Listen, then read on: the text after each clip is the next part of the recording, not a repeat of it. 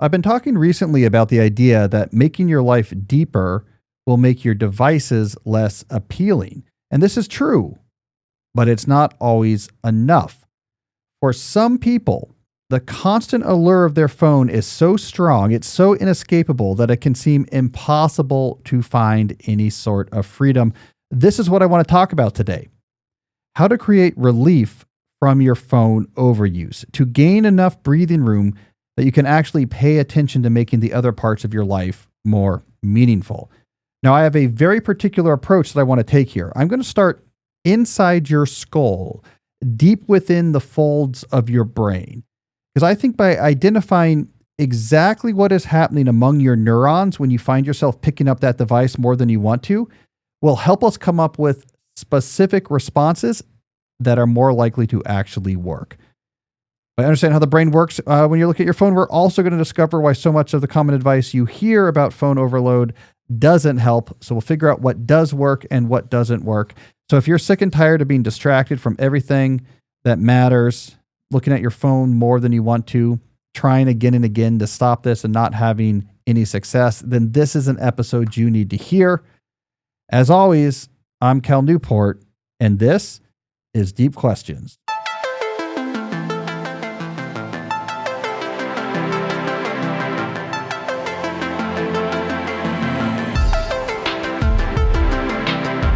Today's episode, the real reason you can't put down your phone and what to do about it.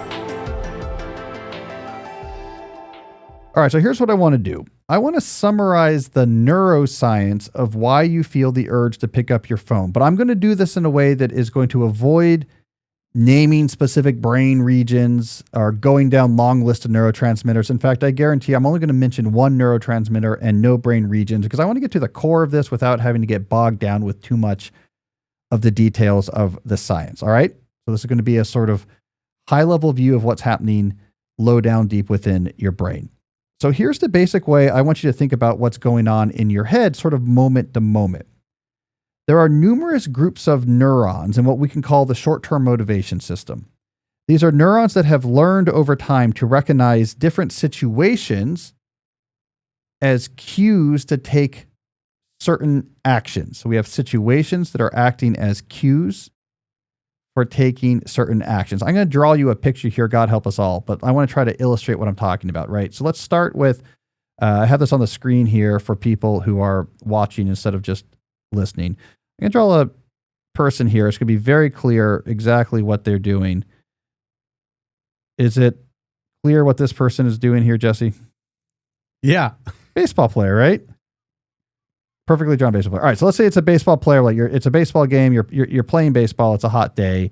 The inning break is over. This is based off of recent experience. I was coaching a little league game down in Anacostia, and there was the field, Jesse, was all artificial turf, but it was just baking in the sun. There didn't happen to be any shade. Yeah. Oh my God. So this is coming from recent experience. But basically, let's say this. You're the baseball player.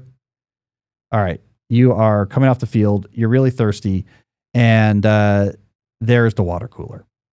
Okay.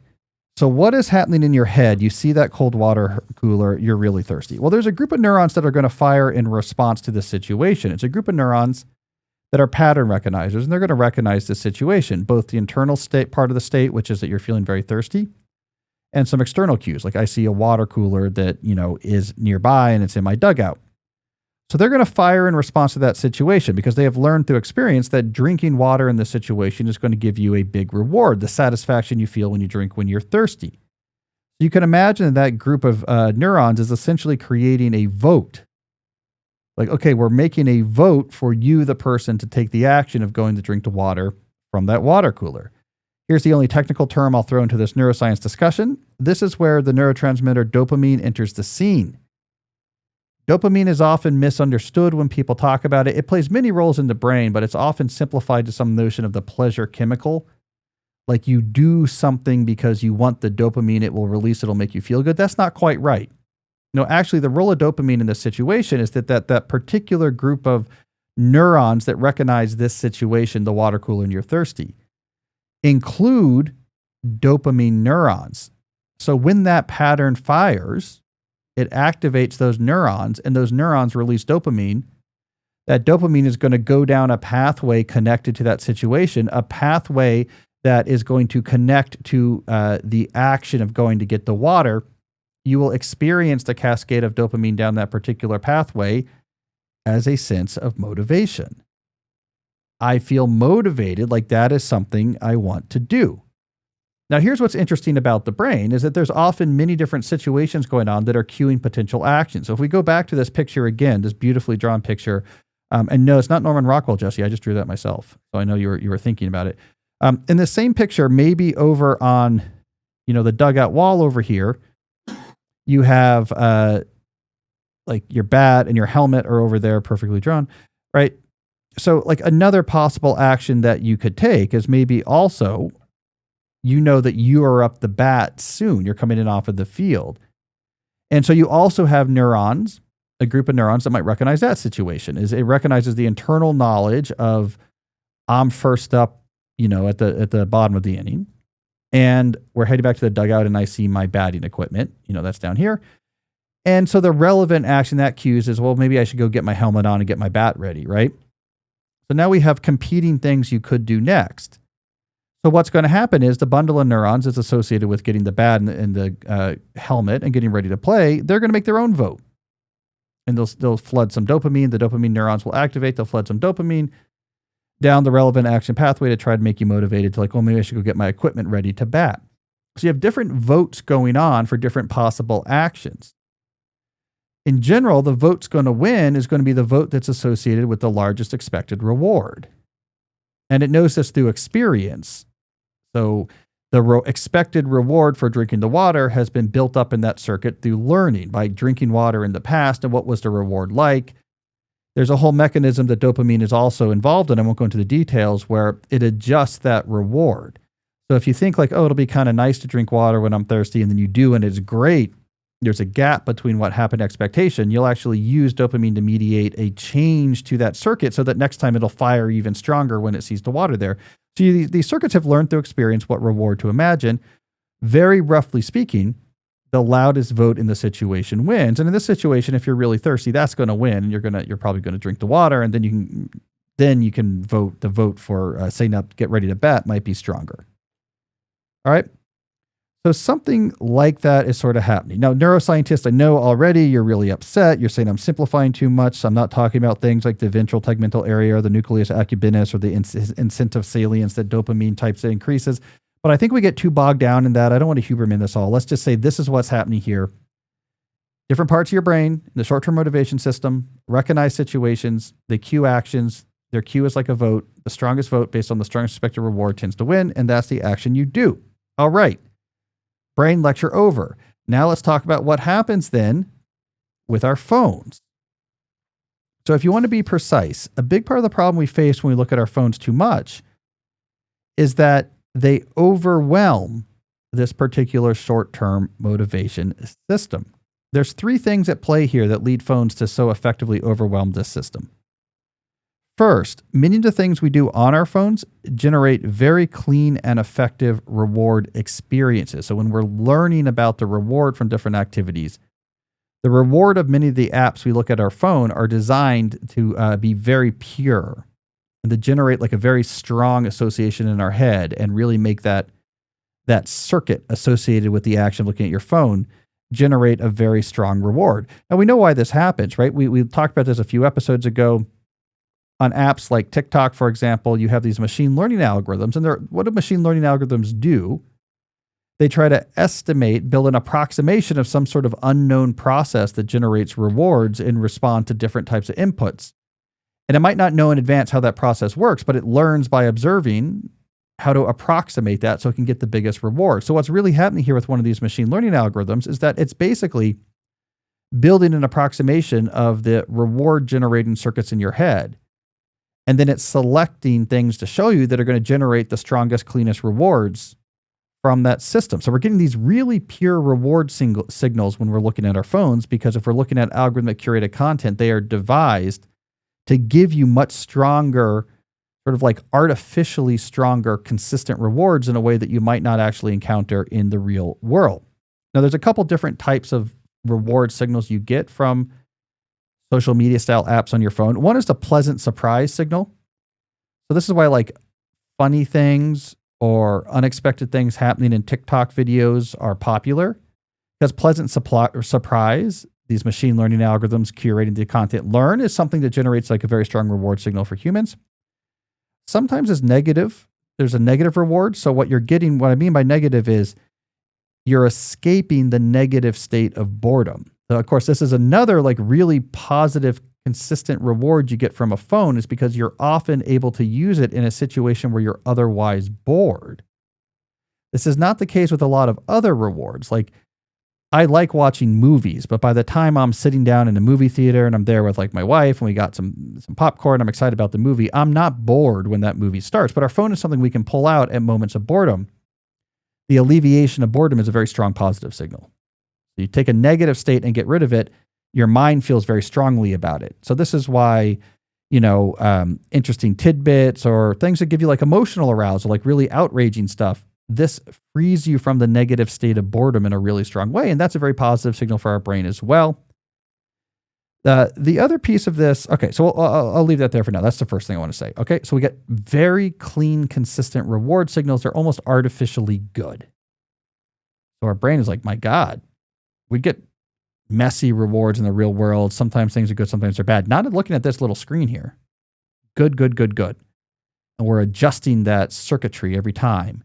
Oh, we should expect a reward almost always. We're getting like a very strong expected reward associated with looking at the phone. All right, the second reason why phones overwhelm this system in our brain is that they, in addition to having a very clean and consistent positive reward, the expected reward is good, they occasionally deliver big rewards, especially again when we're using things like social apps. Really, really positive rewards, which they can't, the really big rewards, they can't offer all the time, but they can offer them occasionally. And what do I mean by that? Well, this would be like social approval indicators is one. This was part of the power of like Facebook's early rise after they switched to mobile and added the like button. The idea that sometimes when I go on and check and I click that's the Q. When I click that F app, I could see unexpectedly that a post of mine got a lot of likes. That's a big reward because we care a lot about social approval. TikTok has this as well with like views or favorites. You're posting videos with your friends, you're doing dances, and you're like, most of the time no one cares, but every once in a while, 10,000 views. That's a big reward. In fact, TikTok knows that and will just artificially sometimes pump up those numbers to give you that experience from every once in a while. Or like if you're someone like me, forget even social media, like me during baseball trade season, the closest I get to what like a gambler addiction feels like is the MLB trade rumor site. You know this one, Jesse? Well, just from you. Yeah, right? I mean, so they track trade rumors coming up to the trade deadline in MLB. Most of the time you go to that website, nothing's there for you. But occasionally we just traded for Max Scherzer. And it's a huge reward if you're a baseball fan. Okay, here's a problem. Those really big rewards are delivered intermittently. That also really messes with this type of system. Intermittent rewards, we know this, of course, it's why slot machines are so effective and they're all over Las Vegas casinos. Big rewards that might come but might not. That plays into our expected reward system in a way where we're like, well, we got to check because it could be this time, it could be next time, it could be next time. The hunting for the big reward, the way that generates an expected reward calculation, that really gets us wanting to check things a lot. The third reason why phones overwhelm these brain systems is that the cue, unlike many other things we encounter in life, is ubiquitous.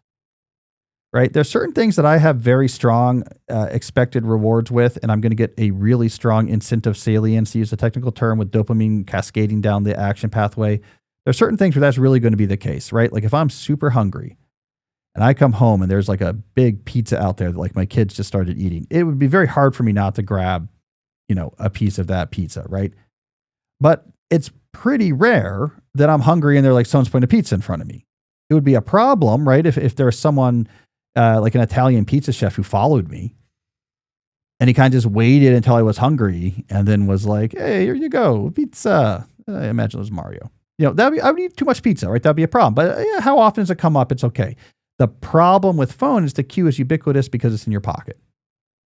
So that means that circuit that's looking at the situation and saying, is there a pattern in this situation that matches my circuit that means I have to calculate reward and maybe incentivize action? It's always firing off because the phone is always with you. And it has a nice, good expected reward signal because you get this clean reward and intermittent big rewards. So it's always voting.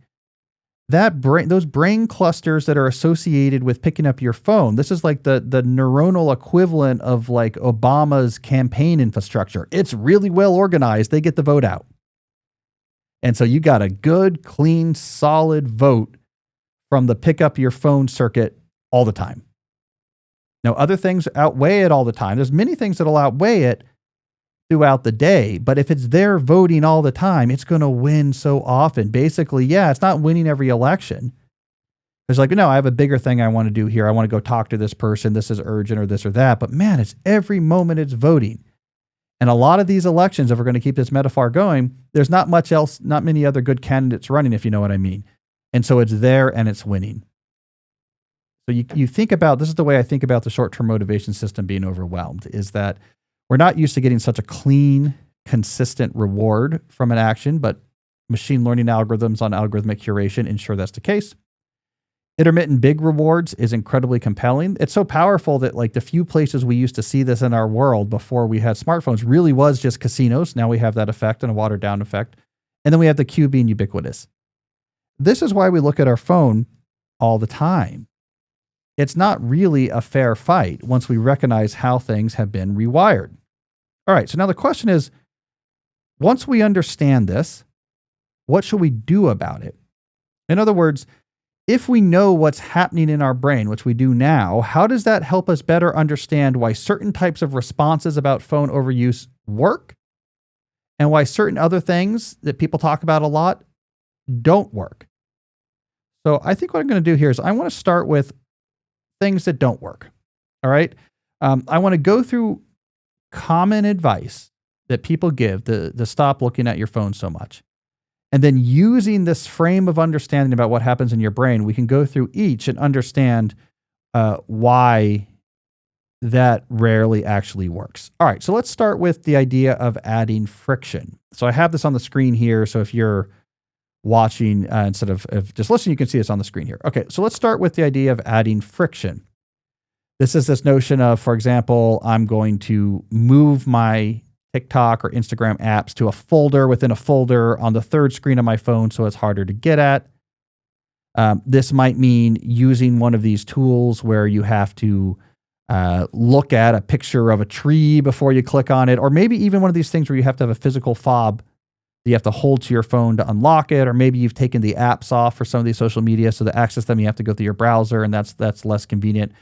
So we think like, yeah, adding friction, maybe then I'm less likely to do it. This doesn't make much of a difference. And why does it not make much of a difference? Because again, those brain bundles that are voting, they're making an expected value calculation, and they have a really big value they think is going to happen. If you add friction, they weigh that friction that's integrated into the expected value. So it reduces the value some. The value of picking up this phone is a little bit lower because there's some extra action I have to do. But that friction, the cost of that friction is minor from the brain's perspective compared to that like massive neurochemical change to your subjective state that you're going to get by seeing the good content and potentially getting the big reward. So the difference it makes is minor.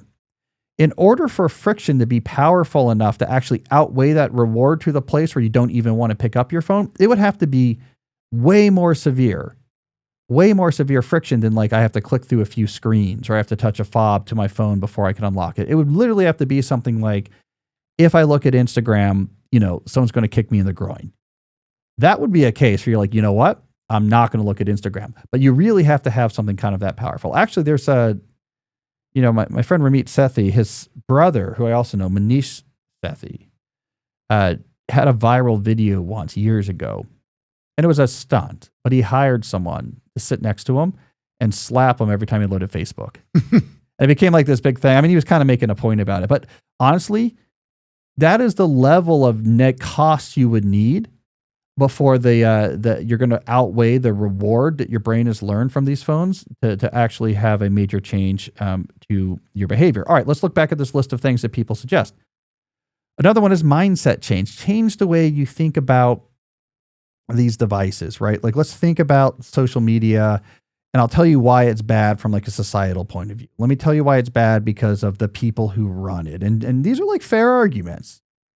Like, is it really that important to you that you're donating a lot of your time, to quote like one of my recent newsletters, toiling for free in an attention factory so that like Mark Zuckerberg can buy the second half of Kauai? But those mindset shifts aren't likely on their own, again, to make a major change to your behavior, because we go within your skull, we look at your brain, there's the bundle of neurons that are recognizing the situation, that here's the phone, and I could pick it up, and they have a high expected value. I'm going to get this reward if I do it. Let's do it, right? That mindset shift does not have a major disinhibiting effect on this much more simpler short-term motivation circuit, which says we have a good chance of getting a good expected reward in terms of how we feel, alleviating the negative state of boredom or pleasant surprise if we pick this thing up. So again, this makes sense on paper, but not once we understand your brain. All right, what about moderation? Telling yourself, okay, what I just need to do is have better rules.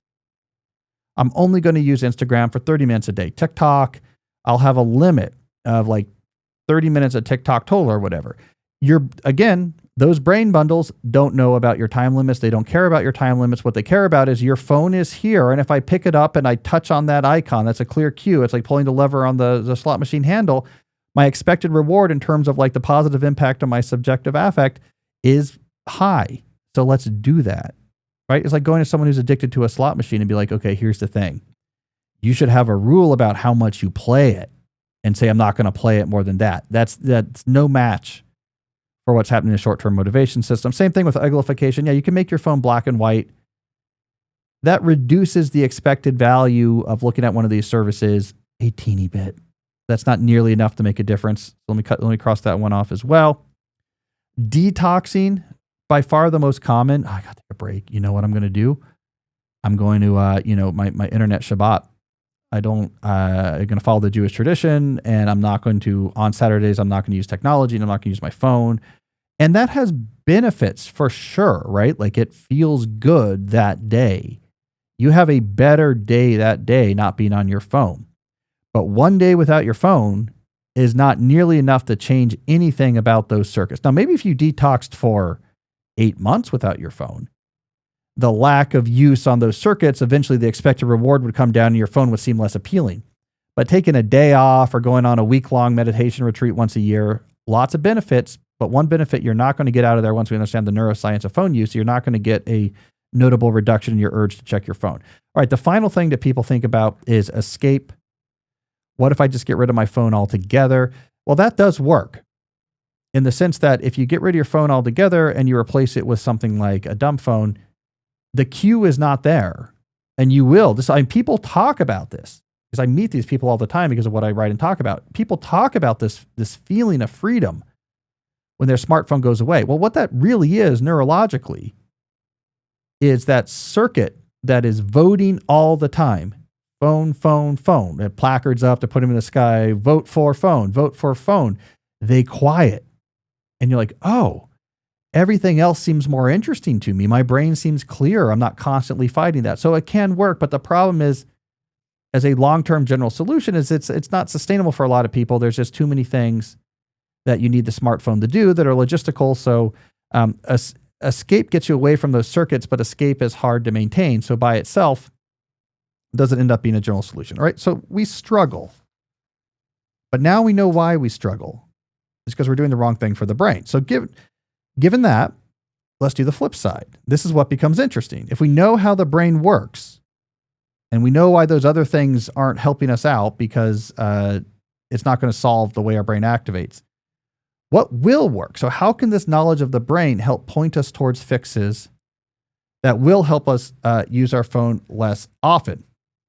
That is what I want to get to next, the advice that actually will work. But first, we need to take a quick break to talk about some of our sponsors. So you know what I like, Jesse?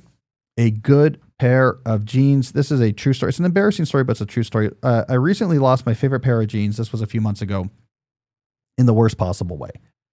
I was driving into campus and I realized the jeans, this is all true, had a hole in them, not in the place you want there to be a hole in your pants when you're like going to a public place. So I was like, okay, I need a new pair of jeans. I need a new pair of jeans. So I went looking and I found exactly what I was looking for with Rag & Bone's infused denim. With Rag & Bone, you get jeans built to move with you. They hold their shape and develop character over time. There's multiple fits from slim and straight to relaxed or athletic. I'm a straight. I like the straight fit, but I know other people like the other fits. I mean, with your CrossFit, where they make you do like 1,000 deadlifts and snatches a day, you probably need the athletic fit, I guess. Is that right? They're like, okay, here's our workout today. 700 snatches with 4,000 meter rows in between for time. You only have 6 hours. Go. That's my understanding of CrossFit. So you would probably need the athletic fit. But anyways, there's a style for every preference and occasion. These aren't your average jeans. Rag & Bone overdoes it by design. I like this about them, right? Premium denim and construction that will help them stand out while still feeling effortless. What you really are going to notice about the infused denim is the way they look. It's because of the way they handle the wash. Rag & Bone cares a lot about the wash. Each pair goes through an 8-step over-dye process. This gives rich layered tones and deep dimensional shapes that looks polished, just effortless. This is a beautiful pair. These jeans really look good. And over time, that color and texture evolves, right? So more character, you get that more like authentic, lived-in touch. This is a good-looking pair of jeans. If you've never had a really good pair of jeans, you should get one. And I recommend Rag & Bone. So there we go. Rag & Bone, their infused denim in particular. These are really good jeans. I'm now a really good jean guy. So thank you, Rag & Bone. So what I'm trying to say here is it's time to upgrade your denim with Rag & Bone. For a limited time, it's a good deal. Our listeners will get 20% off their entire order if they use the code DEEP when they go to rag-bone.com. That's 20% off at rag-bone.com when you use the promo code DEEP. Use that code. This is a really good deal. You need a good pair of jeans. Get them from rag-bone.com. Use the promo code DEEP so you get 20% off. And when they ask you on the site where you heard about us, please mention our show so they know you came from us. All right, I also want to talk briefly about our friends at Grammarly. Look, in the knowledge economy, the ability to communicate clearly is everything.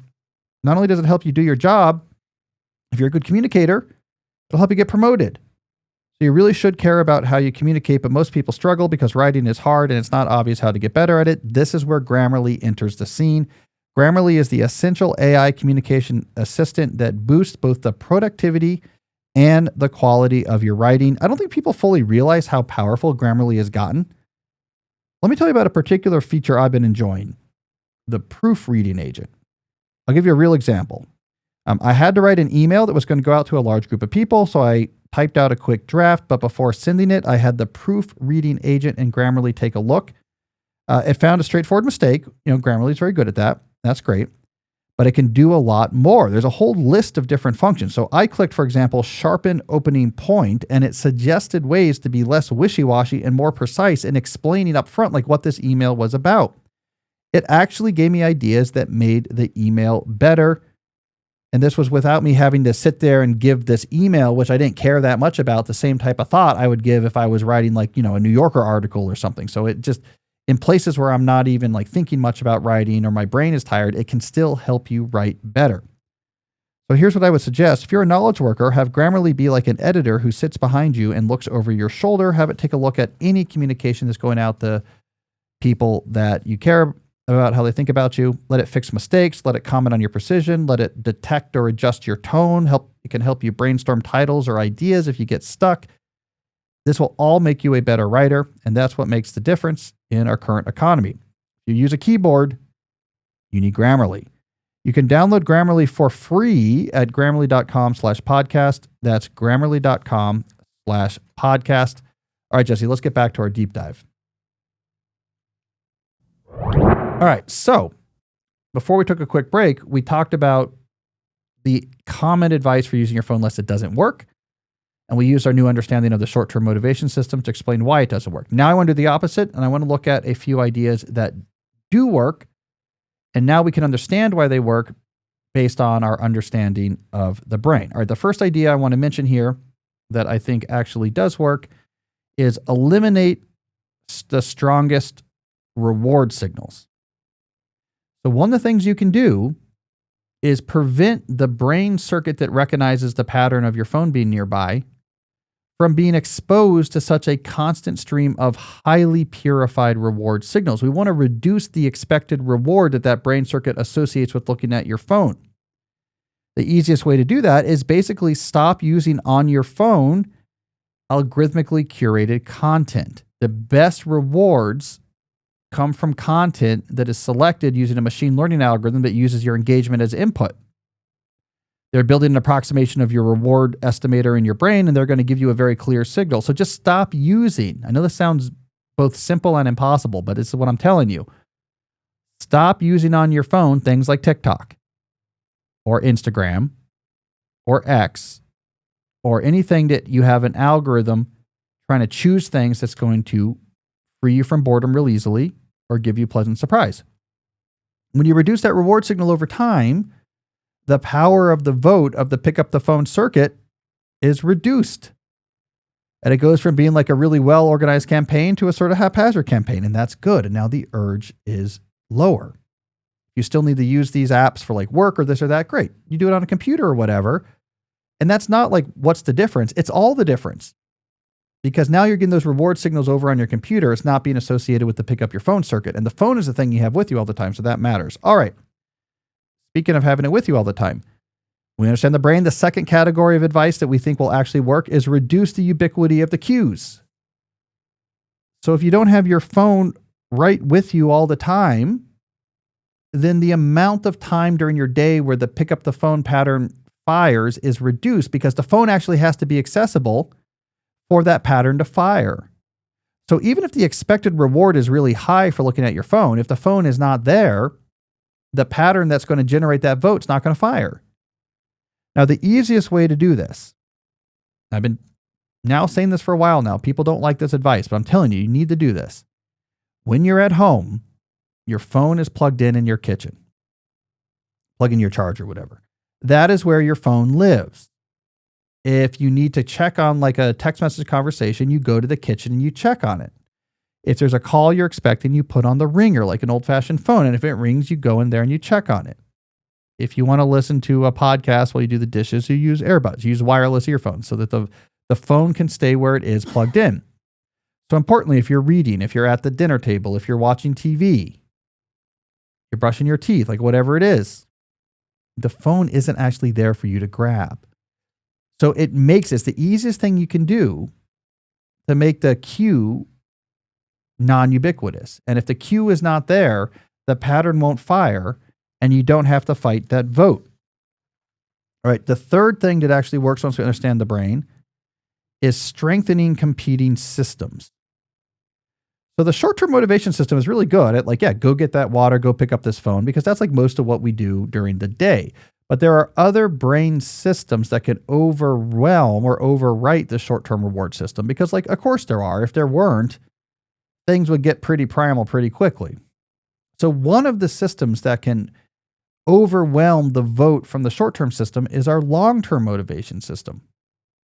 The system that does a better job of simulating the long-term future of certain activities, right? So we don't just have a direct connection. The short-term system is like, I can associate the immediate reward we'll get by doing this. When I eat the cookie, it will feel like this. When I pick up the phone, almost immediately we'll get something like this type of reward. The long-term system is thinking about, for example, when you're picking up a weight, it's looking down the line for you being in shape. Or when you're, working on a book chapter, it's looking down the line towards the book being done. And it's doing more of a complex simulation. So instead of it just being an association, this cue with this reward, it actually does a whole simulation. There's a fascinating literature about how these simulations work. I've talked about them before on previous episodes, but it uses like stored memories about experiences from the past. It has like a logical simulator that then takes those memories. They try to figure out possible futures, and based on those memories, what can it expect? Anyway, the reward signals from that system can easily overwhelm those from the short-term system. This is why, like, we do boring, hard stuff at our jobs, even though there's like more fun things nearby we could be doing, because like the long-term reward of like keeping our job and like having this thing that my boss is asking me for is like swamping the short-term reward of like, well, don't we want to go to like the snack machine right now? Wouldn't that be fun? So you can strengthen this long-term reward system by practicing and introducing discipline into your life. And by discipline, I mean getting used to the long-term pursuit of goals that require consistent action over time and then have really good rewarding outcomes on the other end. The more of these you have, the more power you're giving to your long-term reward system. And the more comfortable it is saying, hey, short-term system, I don't care about your vote.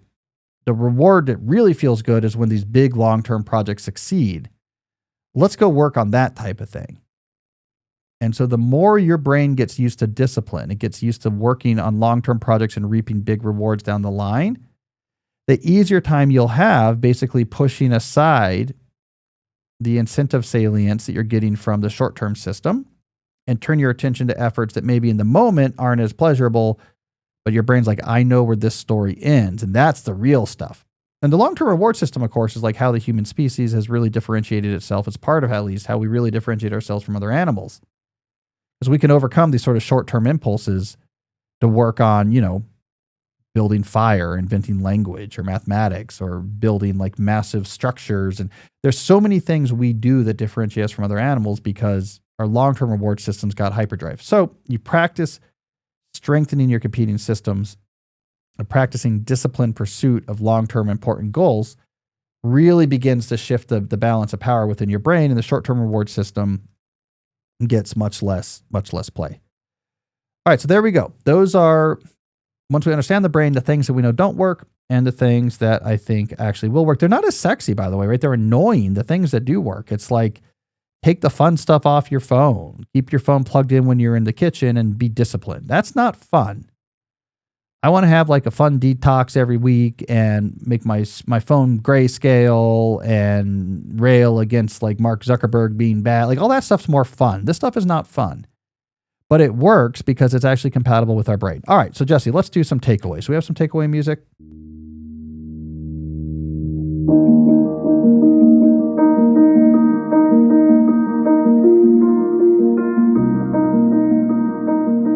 All right, so here's how I feel about this. There was a time when talking about spending too much time on your phone sort of sounded like a kids these days type of old man yelling from his porch type of advice. But we're past that time. No one is happy about how much of their life is punctuated by that little glowing piece of glass.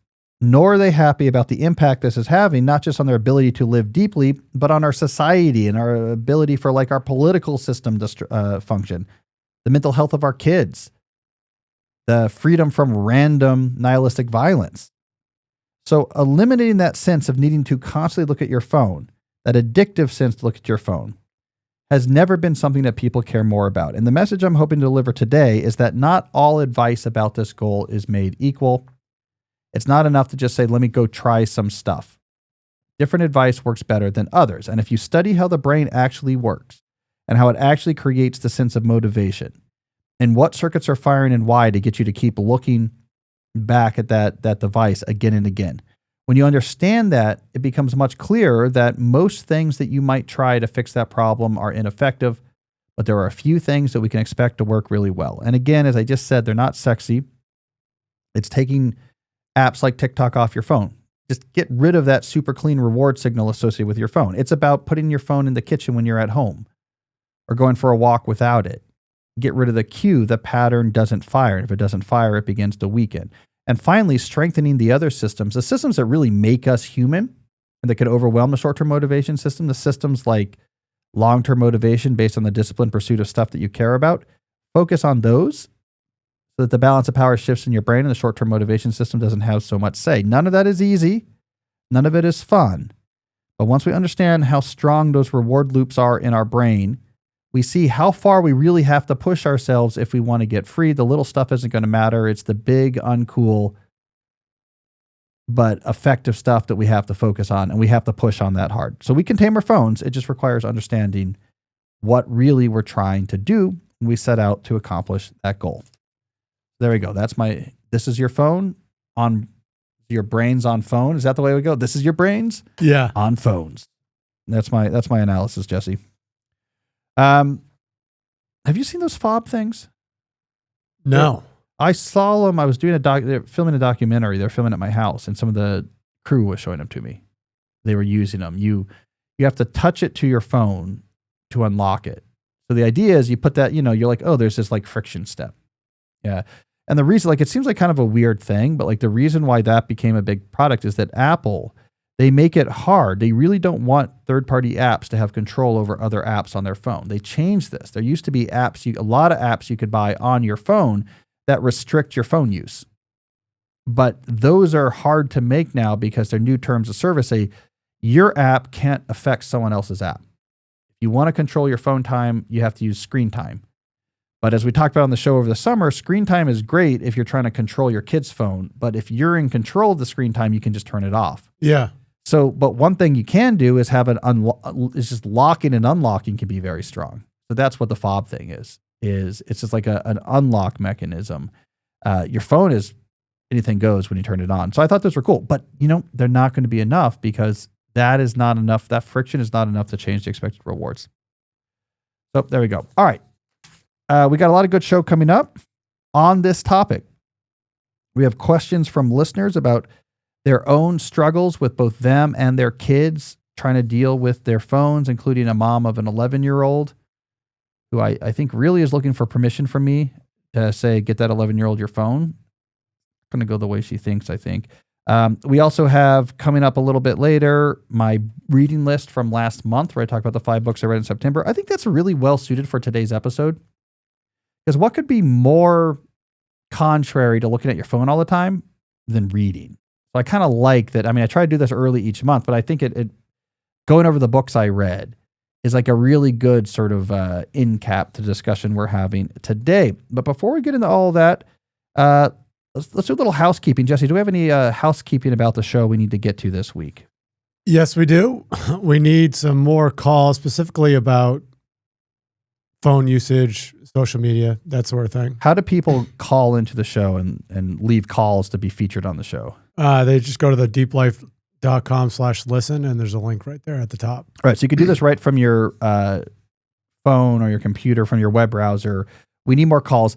The calls we have are all pretty deep worky, pretty productivity-y. So what we really need is calls about other types of struggles you have with technology in your life and questions about technology in your life, questions about creating a life that is more internet proof. We're really looking for that. So you have a good chance of getting featured. What else do we got? If you're interested in the newsletter, which is revamped and awesome, it comes out every Monday morning. They can go to calnewport.com and sign up, and they can also go to thedeeplife.com and sign up. Yeah, you got to sign up for that. I mean, basically, I guess the way I would say it recently, Jesse, is really like the newsletter's been in conversation with the podcast. Mm-hmm. So like often, like the newsletter that came out today, the day this episode's coming out, is taking one of the ideas from the podcast and actually running with it. So there's a lot of that going on. Or I'll get a reaction to the podcast for a newsletter. So really, like the newsletter plus the podcast together really gets you into these ideas a lot better than one on their own. All right, anything else? Did you see that Paramount's buying the Free Press for $150 million? I did see that. Yeah, I think that's a good sign, I guess, for those of us doing independent media. Here's what I want you to put on your list: call NBC and tell them, "Hey, look, we're reasonable. They can have deep questions for like $100 million, right? Because they don't need, because I guess that's what they're doing now. Does that mean I get a host of the Today Show? Like, how does this work if they buy us? We could do 4 hours in the morning. I think it's politically oriented as well, based on, the politics of the current. The one thing, there seems to be like a lot of people reacting who are like online, who are upset or very jealous about the money. I do want to just make here's my business PSA. Barry Weiss did not just get handed $150 million. I think people read that and are like, oh, someone just gave $150 million to Barry Weiss. No. There's an agreement to buy the Free Press, which unfolds over many years. And much of that has to do with stocks and stock swaps. So there's like a certain amount of stock the Free Press is going to get every year. So the actual amount that in the end, the purchase will depend on what the Paramount stock does. Barry Weiss doesn't own 100% of the Free Press. They've taken on, I mean, they have many partners when they started. They've taken on a lot of venture capital. So, yes, she made a lot of money. I don't want to downplay it, but she didn't just get $150 million. I think people don't always. Speaking of the Free Press, you need to have Neil Ferguson on the show. Oh, he's a smart guy. Niall Ferguson. Did you read something of his recently? Yeah, and then I signed up for the Free Press and I get alerts when he writes stuff. He's a cool guy. Neil Ferguson. People say Neil, but it's Niall. Yeah. He was he was at Harvard before he went to the Hoover, and he was a historical economist or an economic historian, I guess. Like the thing is, like, he was a historian, but would use the tools of economics to do his history, right? So it'd be like one of these things where like, oh, we want to learn more about like the medieval Florence in like the early Renaissance period. And that type of historian would be like, great, we're going to go read all the ledgers.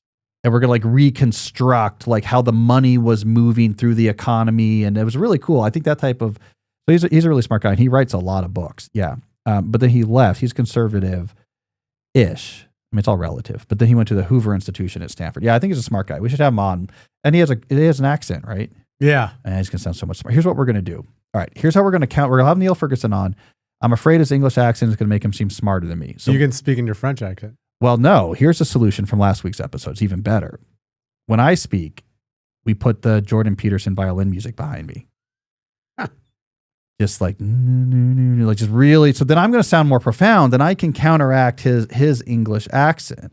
And when he speaks, I'm thinking like someone playing the spoons or like boop, boop, boop, boop. You can play the jug where you blow into the moonshine jug with the triple X's on it as part of like an old time band from the Depression. We're going to play that behind him to kind of reduce the impact of his English accent. And then for me, it's going to be like really emotional violin music. And I'm going to talk real slowly. All right. That's housekeeping for today. Let's move on to some questions. All right, who do we got first, Jesse? First question's from Andy. My 11-year-old son is the only one in his class without a smartphone. He gets bullied and he feels left out of trends. Smartphones aren't allowed at the school, but that doesn't change the fact that he's clearly missing out. Well, I mean, first of all, I'll say I recognize the issues here. And I recognize that it's really hard, and it's also not really fair for my generation of parents, and especially the people in my generation who are a little bit older, like whose kids are in high school or just going into college now, because we didn't sign up to have to be part of this experiment of let's take this incredibly powerful new technology, let's give it to our kids and be like, let's see what happens.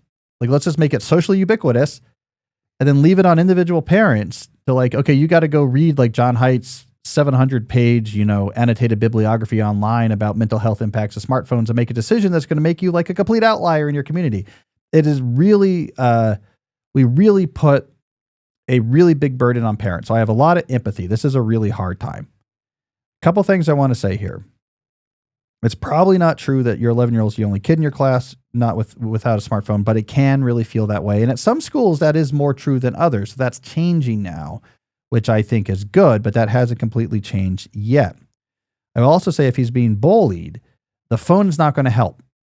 So one of the big concerns, and I did a talk recently at my kid's school where I went through and said, why are the experts actually concerned about these things? And I broke those concerns into 4 categories, and I talked about the 4 categories. And one of the categories was the sort of negative externalities of digital sociality. Which, by the way, Jesse, is exactly the way to talk when you're trying to impress a bunch of 7th graders. They really like that. It was funny because we're doing it for the students and their parents.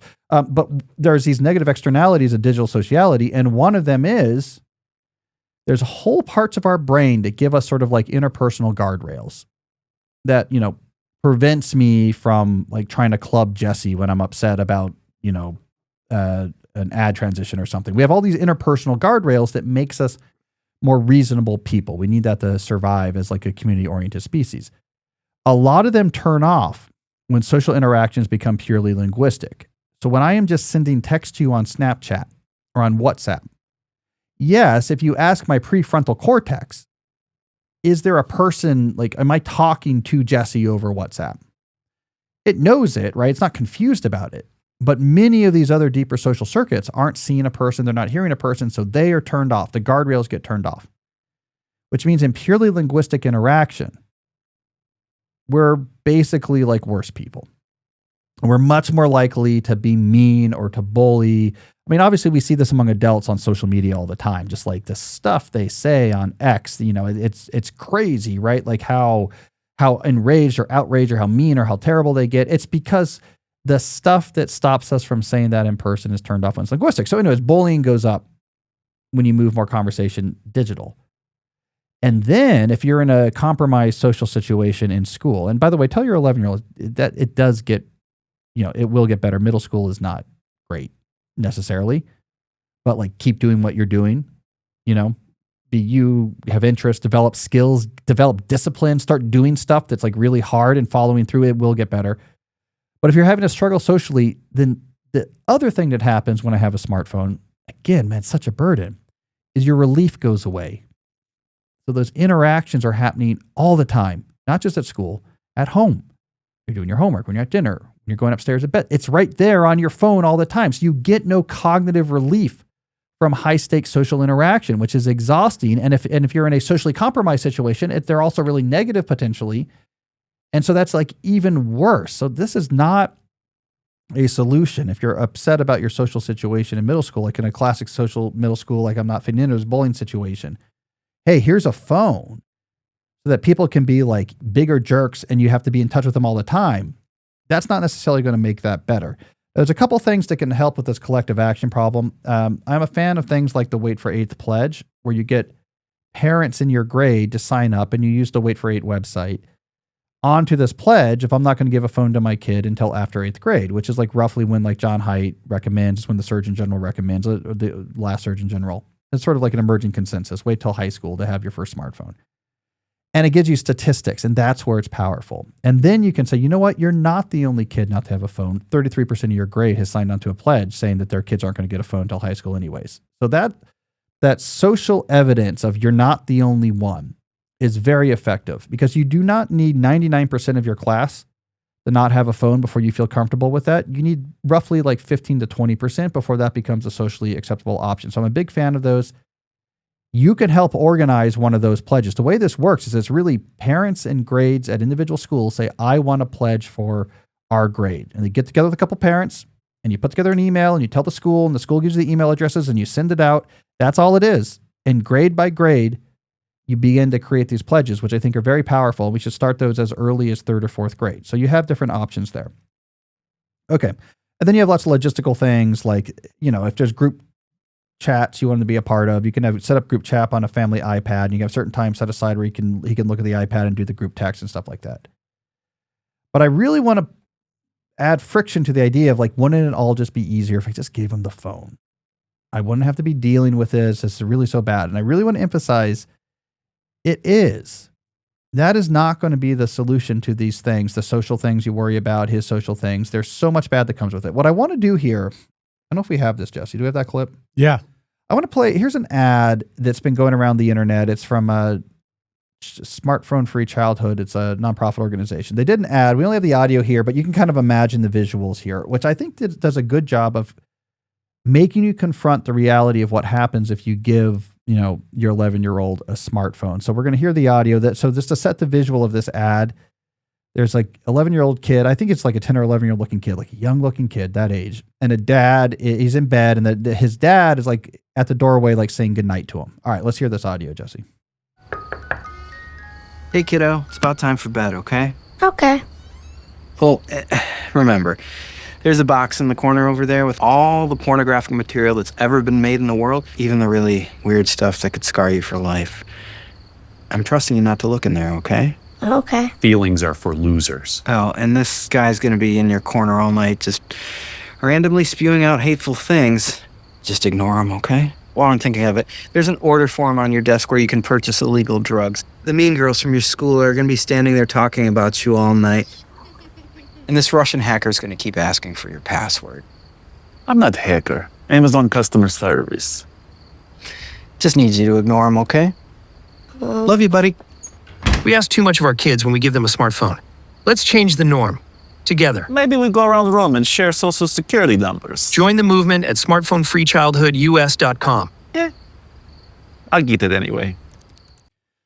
Like, we try to hide that reality, but it's the truth.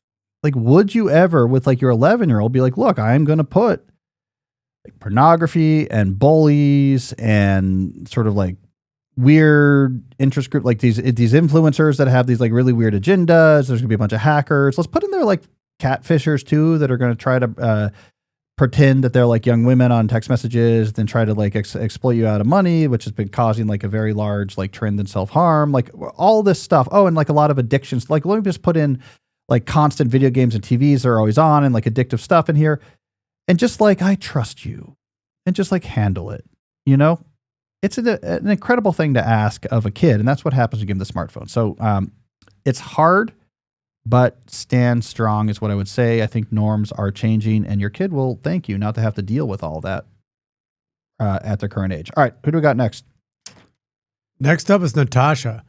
I want to quit social media. However, I sometimes get an irrational urge to show off. I think everybody feels this to some extent. They want to brag about their looks, their lifestyle, body, wealth, job, intelligence, whatever. I was often the weird loner at school, and as an adult, I still have that chip on my shoulder. How should I overcome this? All right, well, the main thing I want to say is the urge is not irrational. So like the deep down, the urge you're feeling is just like a very human urge. The thing that is abnormal here is the technology medium in which that urge is being expressed. That is what sort of perverts things and creates the negative outcomes. So what is the natural, so to speak, outlet for this urge to like want to show off? Well, the real natural outlet for that is that like I want to have respect and be in a position of leadership in my communities. That is where that's going. I want, in the communities I'm involved in, real world communities where I know what the people look like and I see them in person, in those communities, I want to, over time, through sacrifice, service, and demonstration of competency, build up like increasing levels of respect and leadership, that people look to me, they're impressed by me, and they want me to like be in charge of thing or be involved or someone they can count on. That is actually what we crave. The social media just takes that craving and perverts it. This is like what happens with a lot of the attention economy based engagement technology, is they take completely normal human impulses or urges that actually can lead to very positive outcomes. That's why we evolved to have them, and they hijack them. You know, they hijack them, right? It's just like boredom is like a very strong urge that is meant to try to push humans to not just lay in the sun like cats can do and are perfectly happy to do, but to get up and actually go try to see intentions made manifest concretely in the world in positive ways. That leads to invention. That leads to innovation. That leads to protection. I'm going to go build fences around our like Paleolithic camp. I'm going to try to build a better flint axe that's going to help us like better do whatever. It's a very human thing. But social media hijacks that. It's like, oh, boredom's bad. It feels good when it goes away. Scroll endlessly on TikTok. You know, it's hijacking it, right? Just like procreation is good, pornography hijacks that. Like, oh, that's there, we can hijack that over here. Or like junk food hijacks like our hunger urge. So that's what's being hijacked here by the social validation that's built into as an engagement mechanism in the social media. So take that urge, don't push it away, but find a natural, healthy outlet for it, which is becoming a leader and someone who is respected within actual real world communities. And I'll tell you what, when you match these urges, people feel this all the time, to what they're really meant to drive you towards, it's a completely different feeling. It is a completely different feeling knowing like, hey, I was here for my community. I stood up and people look up to me. That gives you a sense of satisfaction that lasts so much more than I did like an Instagram filter on my face when I was taking a picture at the beach and, you know, it got 50 of those hearts. I don't know what that means. And someone, you know, in broken English was like, you hot. That's like a short term, like, oh, it's a little simulacrum of what that urge is actually driving you towards. So nothing you're doing is irrational, but the technology is screwing with a very healthy natural urge. Go be a leader.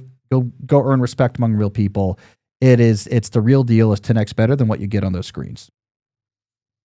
All right, who do we got next? Next up is Carl.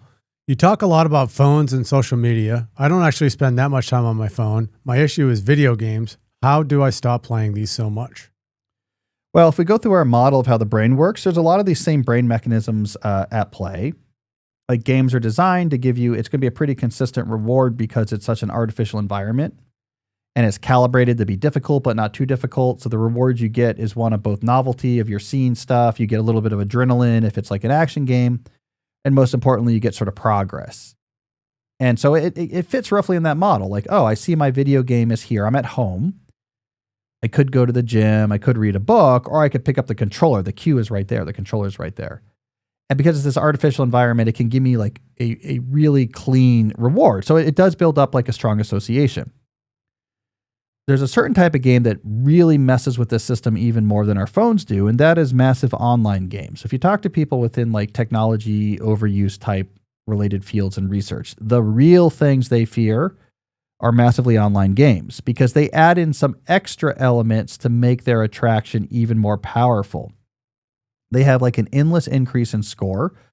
So if you're playing, World of Warcraft or something like this, you're going to get this steady leveling.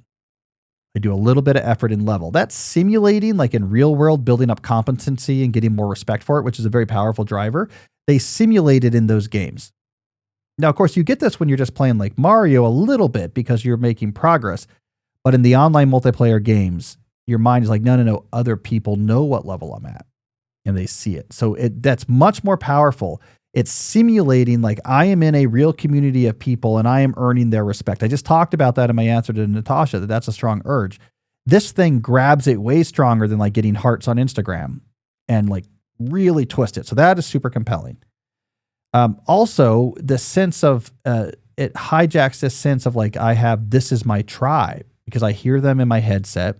We're on like a Discord server while we play or whatever, and I'm with them all the time, and we're doing stuff that kind of pushes the buttons of like adventures and trials. It's not the real thing, so it's not nearly as strong as like I'm actually in battle with people.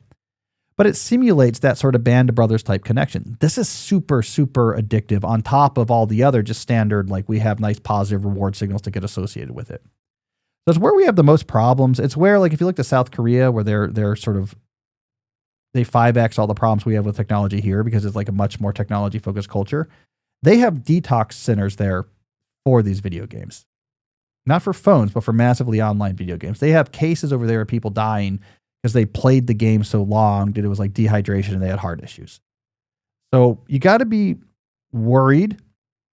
Probably the most addictive consumer-facing technology we have are some of these massively online player games. I'd be really worried about it. Like my advice about those games is like a game where a lot of people are playing at the same time. Just don't play them. Just don't use it. I would just stay away from it, right? It's like, don't get, you might be like a marijuana user. Don't get near the stuff that might have fentanyl in it. Like why even like play with that? Okay. So I am very wary. Of those games.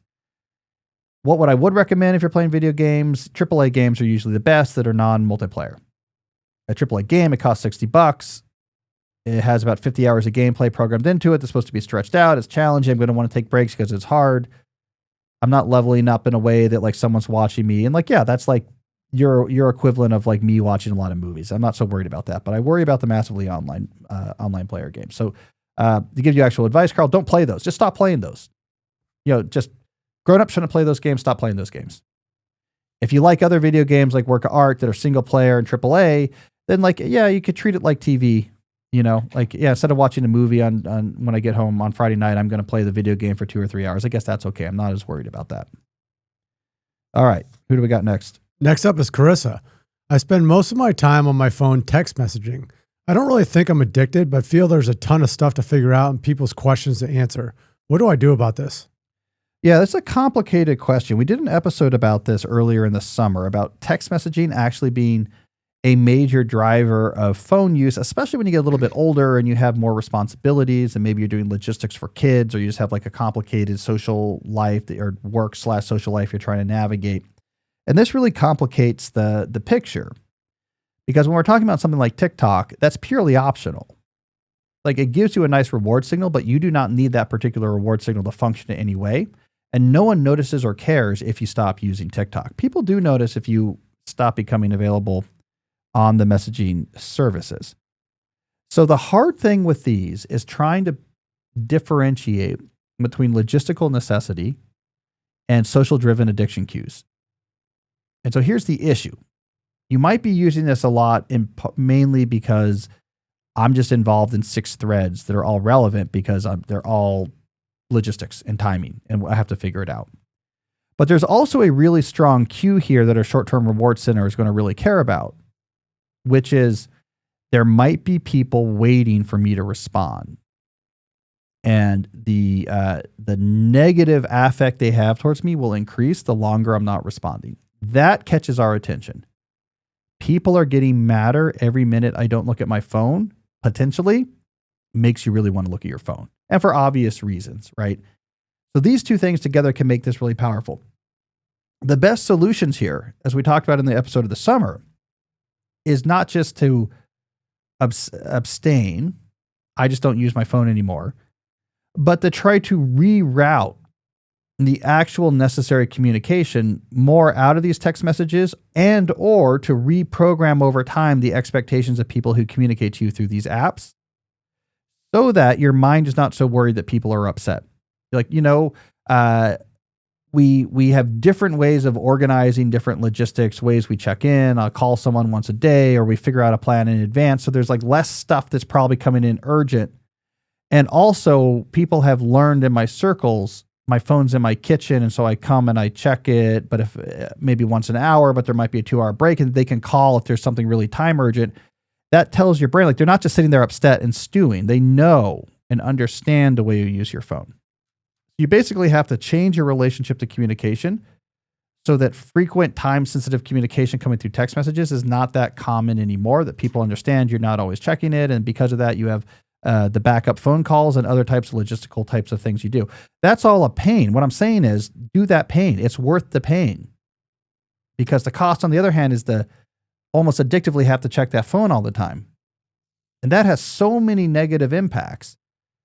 It's worth the pain of like, I have a kind of janky way I deal with like logistics and communication. It's worth the effort.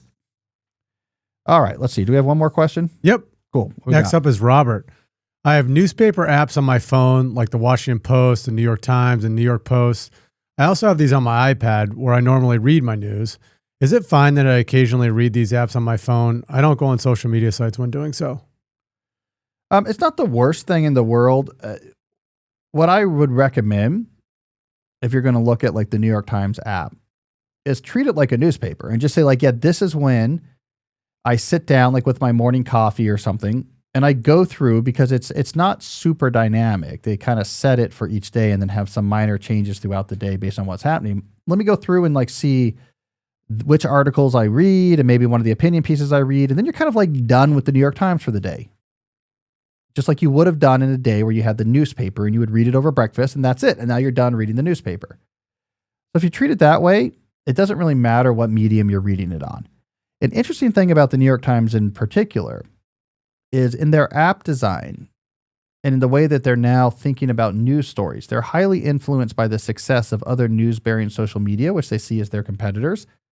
And it's reflected in the way they actually cover news now. So you'll notice two things they do to try to prevent you from bypassing them and going straight to something like Twitter when there's breaking news. The first thing they do is the live updates. That is a direct response to social media. So they want to give you a sense if there's some sort of breaking thing happening, that if you're on the app, there will be updates. It'll keep updating and you can click the thing, show me the new updates or whatever, because they know people have now learned through social media. It's not enough of like something happened. I'm going to wait till we know more about it. Then I'll read an article that summarizes what we know. And then maybe later that day or the next day, I'll get like this. Okay, a day later, now what do we know? I need to be like collecting information, right? That's what social media taught us. I have to be like Woodstein and Woodward and Bernstein and all the President's Men, like trying to put together all the pieces. Like you want to have just like information coming at you. So they try to simulate this, but like, oh, we'll do these like breaking like reports. The other thing they do, which is very conscious reaction to social media, is they'll do 5 articles on an issue. Like instead of just like, okay, here's what happened. Here's what's going on, right? And here's our article where we explain what's going on. Like we'll do 5 articles on it. Here's what's happening. Here's another take on it. Here's a news analysis on it. Here's looking at the other side of it. Because they want you to feel like we're flooding the box. I have lots of things I can read about this thing I care about. Again, 15 years ago, this would be weird. Like just have a good article on it that you put in what you know. But social media trained people, again, they want to be reading lots of stuff. I want to read this and that and this, and I kind of want to like immerse myself in what's happening. So they do that now. So they'll generate 5 articles on something right away as opposed to 1. So it's interesting. So they've had to respond. To social media that try to be attractive. But it's fine. You can read it on your phone. Just do it once a day. I mean, again, they don't update those apps that much because it's a newspaper model. So there's not that much for you to see there, even if you check it all the time. All right. We still have a lot of more cool stuff on this topic to come, including a case study from one of my listeners where they talk about what happened when they, as a parent, I'm going to have to gasp here, changed their mind and took a piece of technology they had given their kid back again. Turns out you can do that. So we'll see what actually happened there. Hint, it involves a double murder. No, not really, but that would be funny if that's how it ended up. Like, and she killed me and my wife. No. All right. And we also have a phone call about, it's about Instagram. What's our phone call about? Something like that? Yeah, we got a phone call from a listener about Instagram. And of course, I get to reveal the 5 books I read in September. So we got a lot of cool content coming forward on this topic. But first, stay tuned because we just have to take a quick break to hear from our sponsors. So I want to talk about our friends at My Body Tutor. I've known Adam Gilbert, My Body Tutor's founder, for many years. He's one of my go-to guys for fitness advice. His company, My Body Tutor, is 100% online, and it's a coaching program. So it's a 100% online coaching program that solves the biggest problem in health and fitness, which is lack of consistency. The way this works is you're assigned a coach who you check in with every day with an app on your phone. It's quick, but you check in every day. And that accountability gives you consistently. You check in on what you ate, you check in on your exercise, and you kind of explain what's going on if something unusual is happening. And they give you feedback, and you know you're checking in with this coach every day. It keeps you on track. The coach helps you figure out your plan. What are we doing with your diet? What are we doing with your fitness? You can use, the coach can help you when you're like, hey, I'm going on a trip. How do I adjust this? So having like this coach that's working with you, holding you accountable, but also giving you information and helping you adjust, it really makes this work. Way better than if you just try to do this on your own.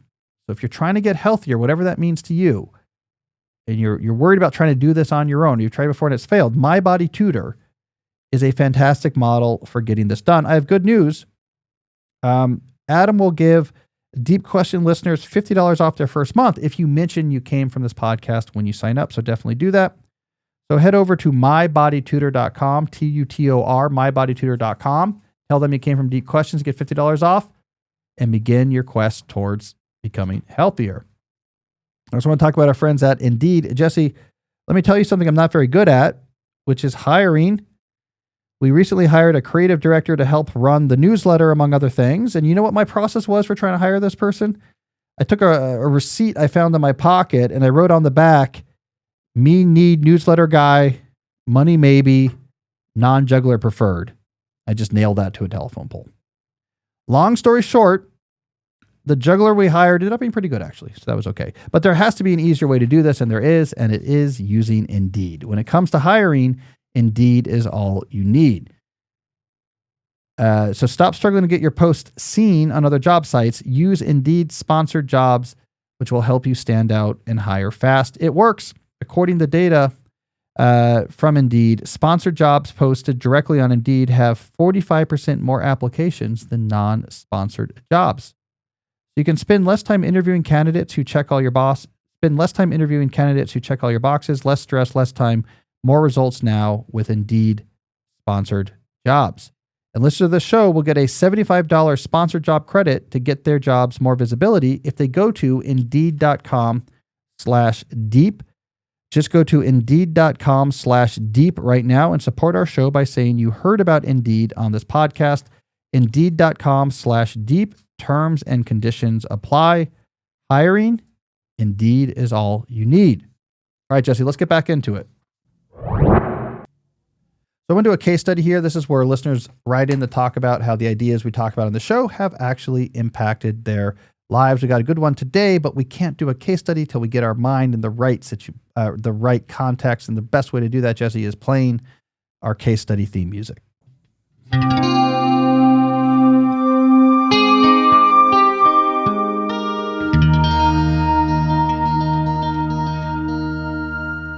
All right, our case study today comes from John. John says, our daughter is currently finishing 5th grade.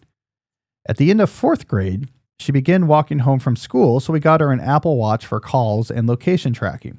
However, at the end of 5th grade, she began focusing on the watch to the exclusion of people around her, at times becoming visibly upset by some of the group texts she was on. Then her grades began suffering. So after a few attempts to work around the tech, we took the watch away permanently, locked up the TV remotes until 5 p.m. during the week, and allowed unlimited books. Last month, she tested into 8th grade math and achieved the highest score in her grade on an end-of-year literature exam. Her social life certainly hasn't suffered either. She now has a flip phone for calls and emergencies, but the novelty wore off quickly and it lacks the intense stimulus of the watch. We otherwise do our best to favor in-person interaction through Hangouts, sports, and scouting. So, surprise, surprise, Jesse. You give these technologies that completely overwhelm the short-term motivation centers in our brain, and you give it to a 4th grader and their brain goes haywire. And, I feel like we pretend like this is not true, but it's like that commercial that we just played for. You're giving all these capabilities to someone who's, 9. And you're like, okay, we just trust you to use this well. So well done, John, realizing that you can change your mind. I get this all the time at talks where people are like, man, I wish I hadn't given this phone to my kid. What can I do? And I was like, well, you are the parent. You can change your mind. And if you're not willing to fully change your mind, the thing I've been recommending that people do, say, okay, you have a phone. It's not yours. It's ours. We pay for it. It's not your property. You have no right to it. I always joke in my talks that these kids who, talk monosyllabically when it comes to you try to take their phone away, become Burkean private property scholars. This is liberty is built on the private possession of property and you may not trod on my freedom. Well, anyways, it's your phone. And so you just say okay, at home, my phone lives in the kitchen. So when you're home, we plug it in there. And you can go there if you need to text your friends or you need to check in on things, but you don't have it at the dinner table and you don't have it at the couch and you certainly don't have it upstairs in your room with the sheets over your head. The phone lives here. None of this. I really don't like when I hear the parents I wish, please stop using we're trying to eat dinner. Oh, please stop using your phone. Oh, what can you do? Kids these days. I don't know. It's your phone. You're paying for it. It lives in the kitchen. So you can go back. All right. What I do with my kids, so people do ask what we do. None of my kids have phones. We own a couple family flip phones. Not a kid's phones, family phones. It's the phone we leave. If one of our kids is at home and we're out going for a walk, that's our equivalent of the old-fashioned phone if you need to, there's an emergency or whatever. And if you're going somewhere, taking the public bus to baseball practice, where it would be good to have a backup or you could tell us if something went wrong, you can basically check out one of the family flip phones, which are terrible to use and it's really bad technology. You can check one out to bring with you to have in case there's a problem. When you get back, we take it back. And just like John was talking about, there's something interesting on these phones. They don't actually want to use them. That's what we do. When I was worried about location tracking for my 2nd grader, what I innovated instead, and I think this is a really good idea, is that I actually integrated into his backpack a 150 decibel fire siren. And what I have it do is just at random intervals, it just wails for 30 seconds at a time. So I can kind of just see where he is around town. It's oh, I hear the fire siren over by the library. So that's, that works. You got to innovate. That's the idea. All right. So good. Way to go, John. And don't give her a smartphone until high school and have it super locked down. And don't give her a less locked down smartphone with social media until she's 16. That's my advice. All right. Do we have a call this week? We do. All right. Let's hear this. Hi, Cal. Thank you so much for your content and writing. It's been a great help for me and countless others. A question today is around Instagram. As an aspiring photographer, I'm wondering what your thoughts on if I need a growing presence on Instagram to make a success of the photography, or do you think I can do it without it? It feels like in today's world it'd be difficult to be successful in fields like this without a social media presence. I appreciate you, mate. Thank you. Bye. All right, it's a good question. I don't know that it's vital for you to be successful, but let's say you're worried about it and we want to alleviate this worry. Understanding what we now know about how the brain works and creating that urge to look at your phone that we talked about in the beginning of the show, this gives us some options here that can give us a little bit more confidence. And the clear option that comes to mind for your situation is if you need an Instagram presence for your photography, it should have nothing to do with your phone. Do it from your laptop.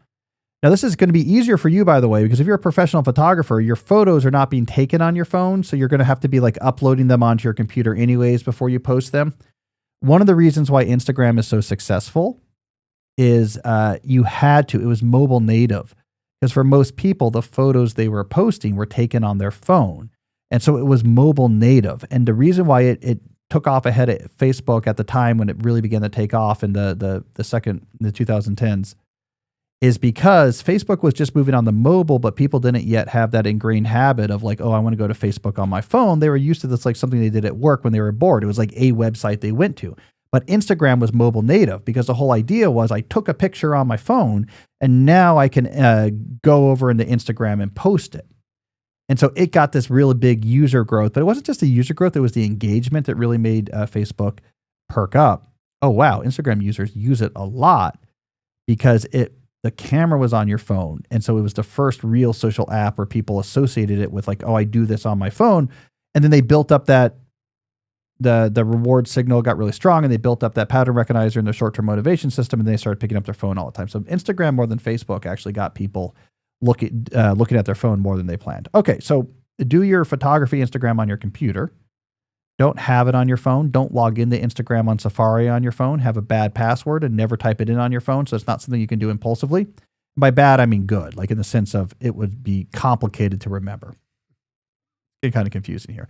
Bad, like cool. You know what I'm talking about. Right. And so now, and then this could be like, have a plan. Think about your Instagram for photography as like one of the boring things that you have to do. It's like sending out your stupid invoices and like the invoice reminders. Like I got to go into like QuickBooks and like click these buttons and I hate it. And no one ever really knows what's happening in QuickBooks. And you just press these buttons. And you're like, I think this kind of worked, right? Like treat it like that. I got to log it on my computer. I got to import the photos and I'm going to change the format and make it more of this. I go to my Instagram account, I load it in and I have this copy and I post that and then I log out again and you do it 3 times a week. And that's how your stuff gets up there. Your brain never builds up the cue of your phone being involved. You're not really, without your phone, you're not going to consume a lot of Instagram. So you're not going to have that strong reward signal associated with it. And so you're not going to get that like strong vote being fired up in your brain all the time. And it's not going to lead to technology overuse unless like you work at your computer all the time. And maybe you could learn that cue if I want to go over to the Instagram website. So do it that way. But the other thing I would recommend, this is an idea for my book, Deep Work. At some point, either before you do this or after you've done it for a while, take a 30-day break where you don't do anything on social media and see, does anyone matter? Does anyone notice? And does it make any difference? Because a lot of times you might realize like, okay, my 75 subscribers on Instagram and that one photo that went viral is like not making a big difference. That's not where the action is. Where I really need to be is like on Thumbtack as a preferred contractor, on LinkedIn, or it has nothing to do with the internet. It has to do with like shows at whatever. So, test it out. Don't just assume it's vital, but do it on your computer and it won't be that addictive. All right. Final part of our show. Do we get a sound effect for this one? Yeah. Let's do well, one. we have a transition. Oh, do we have let's do transitions. Okay. Part 3. Let's hear a sound here. Final part of the show. It's the early in the new month. So I'm going to talk about the books I read in the last month. So my goal is always to read 5 books a month. Reading is the best way to internet proof your brain, the best way to become smarter, the best way to be able to think better, the best way to like everything good in a cognitive society comes from reading. It's like saying you should be like walking in your physical health. All right. So I try to read 5 books a month. I want to talk about the 5 books I read in September 2025. A quick shout out. I'd like to shout out the friends of the show that have new books out. A friend of the show, Robert Glazer. I've been on his podcast several times, the Elevate podcast. Cool new book out this week called The Compass Within, a little stories about the value that guide us. It's about how do we find authenticity and fulfillment in every areas of our lives. It's built around a parable. Check that out, The Compass Within. All right, so what are the books I actually read? 3 novels. Let me look here. 3 novels this month. It's unusual for me. First novel, it was a novel from my childhood that I saw in a little free library around Tacoma Park, and I grabbed it and read it. The Ice Limit by Lincoln Child and Douglas Preston. Classic early 2000 techno thriller. The premise is basically there's like a giant meteorite down on an island off the southern tip of South America. And this billionaire has hired Eli Gin and Effective Engineering Solutions, this sort of mysterious engineering company that is under the radar, but does like the impossible things they can do, right? And their whole plan is, how are we going to extract this meteorite and get it back to this guy's museum in upstate New York? It would be the heaviest object ever moved by man, because it's like super dense. And then like it's weird things. It's great techno thriller.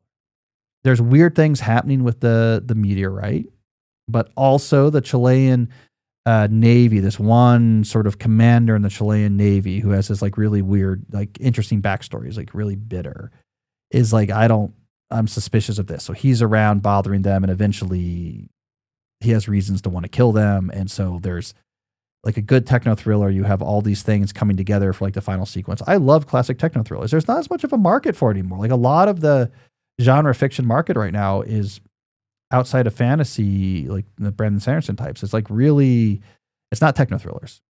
It's like people falling in love with dragons and romances with fairies and dark academia, which I read one of those a couple summers ago. Anyways, fiction's a big market, but the techno thrillers, they were the thing in the 80s and 90s. They're not anymore, which I think is too sad, until I write my techno thriller, which is going to be about Jesse Skeleton going back in time, maybe to fight Vikings. I don't know. I got to figure that out. All right. Second book I read, a Byung-Chul Han book, The Burnout Society. So over the summer, early in the summer, I did a podcast about his book about the swarm, his book about, I forgot the exact name, the connected swarm, I think. Anyways, he's in Germany. He's a philosopher in Germany. I believe he's South Korean, a South Korean philosopher. He's a German institution. And he writes these series of books that are like a little bit more accessible than a lot of continental philosophy. And they're sort of aphragmatic, and they're very popular among Gen Z or whatever. And so I'd done a book about his other, a book whose topics seem most relevant, but this is the book that everyone talks about from him, The Burnout Society. So it was good. Yeah, it's interesting. I mean, it's interesting. He talks gnomically. It kind of like makes these pronouncements. It turns out there's a lot of other writers, especially from like more of like the 60s and 70s critical theory era, that like write the same way. So it's not as novel as I think a lot of his Gen Z readers think, the format, but it's like interesting stuff. I think it's like very a little Marxist influenced. I mean, he plays with a lot of different philosophers. So it's cool. I thought it was interesting writing. I took a lot of notes. Maybe I should do a podcast about it at some point. But he's hard to read, but easy to read, right? Like in a way, he's an easy to read, hard writer. If that makes sense. He's a real philosopher, but he makes it just accessible enough that you can sort of get wisdom out of it. All right. Second novel I read, Down and Out in the Magic Kingdom by Cory Doctorow. Now this was interesting. I didn't get this book at first, and then I did. So the premise for this book, it takes place in the future. It's in we're in a future time where basically like death has been solved, and money, like you don't have to work, and they can replace your body. Like if you get killed, they can just like you download your brain, and they can just like recharge your brain and either put it into your body again after fixing you, or do a rapid clone of your body. It's like people aren't like worried about death. And there's this weird sort of culture going on where it's like people are just doing projects, and you can kind of like take over a project just through, everyone has like a popularity ranking. And if people like you, your reputation is good, you can kind of take things over. And the main character lives in Disney World in Florida, but it's not run by Disney anymore. It's like these different coalitions kind of take over parts of the park, and they can kind of just run them because to try to like push them out and take over the part of the park would make your reputation really fall. But unless their reputation falls enough and you can come in and do it. Anyways, at first when you're reading this book, you're like, what? Like this novel's not doing it for me. There's none of the normal stakes you need for drama. Like nothing really matters. Like this seems so fake. It's like weird, this world of like they're trying to redo the haunted mansion so that like this other group doesn't take it over with their technology, and everyone kind of cares about it, but it's all so stupid, and it's all kind of like weird and superficial, and there's no stakes. The main character gets shot early on, and they just reload him, and there's, like maybe the only stakes is like his neural interface isn't really working. You're like, I don't care about what they care about. I don't like empathize with this. And it's like, it doesn't make sense. It's like plastic. This is like, doesn't seem like a real world. And then you get it. Yeah, he's personifying online culture, like, and doing a brilliant job of it. It's urgent and at the same time meaningless.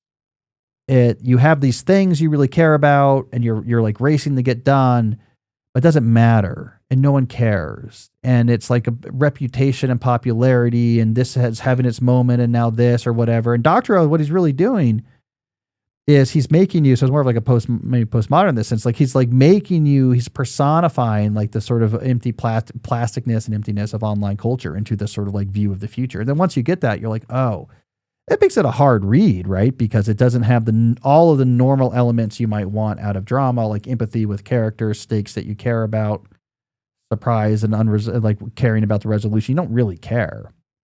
But in doing that, you're like, oh, I see what you're saying. This is actually really smart. So it's a really good book. I actually glad I read it, but it took me halfway through to really get what was going on there. Then I went to a nonfiction book, Sarah Hurwitz's new book, As a Jew. Sarah Hurwitz wrote, she's a speechwriter. She was a Clinton speechwriter and a Michelle Obama speechwriter. So is a DC person. She lives around here somewhere. And in her 30s, she wrote a book called Here All Along, which was about like rediscovering. She's Jewish, but like non-practicing, and then rediscovered Judaism in her 30s, and how it like really helped her in a lot of ways. And she like kind of wrote a book about it. And then this book, it's actually pretty interesting. This book is about her. She's making the argument. She's confronting her tendency when she was younger to say things like, like I'm a cultural Jew, or I'm a social justice Jew, or this or that. And even though she didn't really know much about it, and she's basically making the argument in this book that this is just, she now sees this is just part of the last 100 years of this, 150 years of an ultimately fruitless effort of Jewish individuals to try to assimilate, to try to avoid the baggage and the harm and what they've had to put up with for the last 2,000 years. And if they're like, if we just assimilate enough, then like we won't have to, people will like us or whatever. And she's basically coming to grips with like, it never works. This happened in the early 20th century. This happened in the 19th century. This happened in the mid-century, and it never works. And she's kind of coming to grips with like, I have to come to grips with like being Jewish and what that means. I can't, like she said, I didn't talk about Israel in my first book. And she's like, I can't not talk about it. I'm Jewish. I have to confront that in its role in my life. I didn't talk about anti-Semitism in my first book, but it's like the defining force for the way I was acting. So I don't know. I liked this better than her first book in the sense that it's more self-reflective. You want like to hear, so the places in the context of the show, it's very deep life relevant. So if you want a good example of like a particular case study of someone trying to understand their life and what matters and how to transform it into something deeper when it happens, something more shallow, this is like this and her last book like are a great contribution to that category. But I like the second book better because I think it's more psychologically self-reflective and searing. Like it's more interesting in that sense. It's like really people grappling with something they're really dealing with, I think is often more in a way that is like real and messy, is more meaningful than maybe like a more pat, like, I was struggling, then I found this, then I'm better. So I thought that was really interesting. She does a really good history of anti-Semitism, which I think is really good. The best work on this, I really think, is Dara Horn. People love Dead Jews. I think in some of her writing she's done on this recently for The Atlantic and Tablet, probably the best. But Hurwitz, because she's a speechwriter, is very good. This is the thing I noticed, was like, this is kind of dry, some of this. It's history stuff. But speechwriters are very good at like, moving it forward and simplifying the language. And I learned a lot about that. Was good. I think her thing about where does anti-Semitism come from? It's a 2,000-year groove that you can trace back to, and she like goes through the history. That was very useful. So I thought, I'm thinking about the book a lot. So, whether or not you care about the struggles of Jewish identity, it was, I think, a good book if you care about someone, she's roughly my age, I think, struggling with, more generally speaking, what am I all about, why am I all about, and what's that actually mean? Because I think a lot of us go through those same series of questions when you're trying to figure yourself out. all that really differs is like the specific details of those questions. So, if you're a secular Jew from DC, it's going to be, your questions might be centered on that, but different people will have different content behind those questions. But how people tackle those questions, I think, is really important for thinking about like, how do you build a deep life in a world where the digital is trying to make it superficial and fragmented. So it stuck with me. I think it was interesting book. All right. Final book, a novel. I read The Searcher by Tana French because everyone's talking about this novel. It was good. This is now like, it's a classic. It's genre, but it's highbrow genre. So, it's lit genre. So she's a really good writer. It's basically, I guess, detective mystery genre, technically. But it's about a police officer retired from Chicago whose name is Cal, which I appreciate, Cal Hooper. And he moves to, I like the premise. It's very deep lifey. He moves to a small town in Ireland to like fix up. He's just like done. He's divorced. He's his daughter's older. Being in the police force was hard. And he's like, I'm going to move to this like small town in the middle of like very rural Ireland. I'm going to build up this, fix up an old house. I have 10 acres. A lot of characters. I walk in the town to like the pub in town, like one of these type of situations, right? And I just want to kind of get away from it all. And like, that's it. But then, mystery finds him. Like a local kid comes in and is like, my brother's missing. And despite his best interest, Cal Hooper kind of gets into like, for various reasons, like, I have to try to figure this out. And then pushback comes from the town of like, you shouldn't be asking those questions. So it's a great setup, right? But I love the setting and I love the deep life themes of like, I'm escaping the city to move to Ireland, and what's good about that and what is like fantasy and it's not what I thought. And Tana French is she's fantastic at writing these type of books. So that was a good one. So there you go.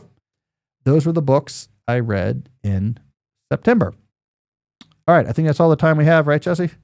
All right. Thanks for listening. We'll be back next week with another episode of the podcast.